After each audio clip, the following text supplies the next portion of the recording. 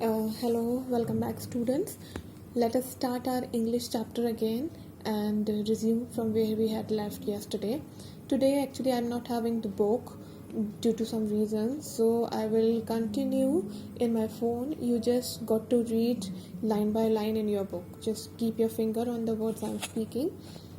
So, second paragraph of page number 53. And so it happened that one day that one of these books reached the hands of the emperor. He was pleased to read about all the great things written about his palace and gardens.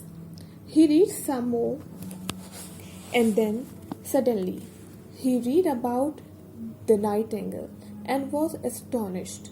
What? He said. The nightingale is the most beautiful of all the things in my empire? Where and what is this nightingale? I don't know anything about it. So, what happened, students? एक दिन जो emperor था उनके हाथ वो book लग गई जिसमें उनके एम्पायर से रिलेटेड सारी चीज़ों के बारे में लिखा हुआ था, मीन सारी अच्छी बातें लिखी हुई थी. And he was very pleased. वो बहुत खुश थे, बहुत प्लीज थे ये सब पढ़ने के बाद कि उस बुक में उनके एम्पायर से रिलेटेड सारी चीज़ें बहुत अच्छी लिखी हुई है और उनके गार्डन के बारे में बहुत ज़्यादा तारीफ़ लिखी हुई है कि उनका एम्पायर कितना ब्यूटीफुल है, पोर्सलिन से बना हुआ है एंड गार्डन कितना खूबसूरत है. Then he read somewhere more about and then he read about the nightingale. और आगे पढ़ते पढ़ते उन्होंने नाइटिंगेल बर्ड के बारे में पढ़ा. And he was astonished. और वो चौंक गए. He said what. उनके मुंह से निकला अरे ये क्या. The nightingale is the most beautiful of all the things in my empire. ये नाइटिंगेल बर्ड जो है वो मेरे पूरे एम्पायर की सारी चीज़ों से ज़्यादा खूबसूरत है. लेकिन where and what is this nightingale. ये है कहाँ, ये है क्या. मैंने तो आज तक इसके बारे में कभी कुछ नहीं सुना. He called one of his courtiers and said, "There is a bird that is mentioned in this book. It lives in my garden, but I have never seen it or been told about it." Then the emperor called one of his courtier. उन्होंने अपने courtier को बुलाया और उससे पूछा कि क्या मेरे एम्पायर में ये इतनी खूबसूरत कोई बर्ड है और वो मेरे गार्डन में रहती है. मुझे इस बुक से पढ़ के पता लगा, लेकिन मैंने तो कभी उससे आज से पहले नहीं सुना, ना ही उसको देखा और ना ही किसी ने मुझे उस बर्ड के बारे में कुछ बताया.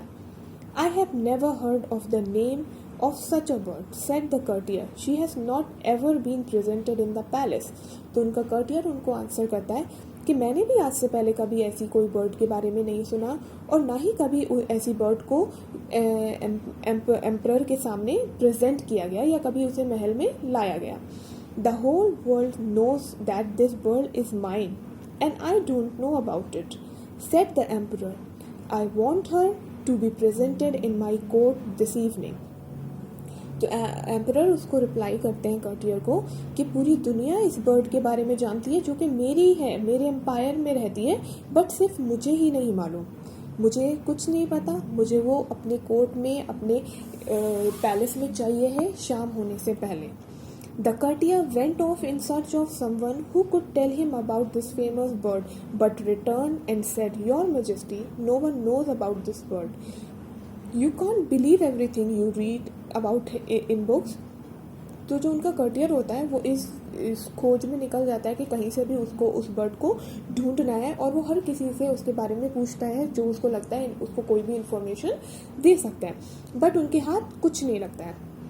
When he came back, he tell, Your Majesty, no one knows about the bird. किसी को कुछ नहीं मालूम उस बर्ड के बारे में. एंड मैंने बहुत ट्राई किया. आप ऐसे ही किसी भी बात के ऊपर ट्रस्ट नहीं कर सकते जो आप बुक्स में पढ़ते हैं. Nonsense, said the emperor. The mighty emperor of Japan has sent me this book, and so what is written in it cannot be false. You bring that bird to me this evening after dinner. तो जो emperor होता है वो उसको reply करता है, this is all nonsense, ये सब बकवास है, ऐसा हो ही नहीं सकता. ये बुक जिसने मुझे भेजी है, he is the emperor of Japan, और जो भी इस बुक में लिखा है वो झूठ नहीं हो सकता. I don't know anything. You have to bring that bird in my palace after the dinner. तो मैं कैसे भी करके उस बर्ड को ढूंढ के लाना है डिनर के बाद. Every one in the palace went in to a tizzy. The only question asked that day was, what is this nightingale? Where it is? We have to find it by this evening. तो उसके बाद क्या हुआ, जो सारे लोग थे पूरे पैलेस में वो सारे डिजी मतलब एकदम कंफ्यूज हो गए, उनको समझ नहीं आ रहा था कि उन्हें क्या करना चाहिए क्या नहीं करना चाहिए, कैसे उस बर्ड को फाइंड आउट करें। और सारे सबके दिमाग में सिर्फ एक ही क्वेश्चन चल रहा था कि ये नाइटिंगेल बर्ड है क्या चीज़, कहाँ से आई है, किसने देखा है, कहाँ मिलेगी, how we are going to find it. Then a poor little kitchen maid said, I know the nightingale very well. When I go home tired from my hard day's work, I sit in the forest to rest and listen to the songs of the nightingale and tears come into my eyes. तो बहुत ज़्यादा खोजने के बाद उनके kitchen में एक छोटी सी किचन मेड मीन्स किचन को संभालने वाली a lady who works in the kitchen hold, तो वो उनको बोलती है कि मैं जानती हूँ कि नाइटिंगेल बर्ड कहाँ है और मैंने काफ़ी बार उसको देखा है। शी सेड, जब भी मैं अपना पूरा दिन का काम करने के बाद थकी हारी घर के लिए वापस जाती हूँ तो मैं कुछ देर फॉरेस्ट में बैठ जाती हूँ and I listen to the songs of the nightingale, और मैं इस बर्ड के सॉन्ग सुनती हूँ। आई फील सो रिलैक्स, मुझे बहुत अच्छा रिलैक्स फील होता है, and tears come into my eyes, और मेरी आंखों से आंसू निकलने लगते हैं। Dear students, today we will do this much. Now rest of the story we will continue tomorrow. Till then, keep learning, keep revising. Thank you.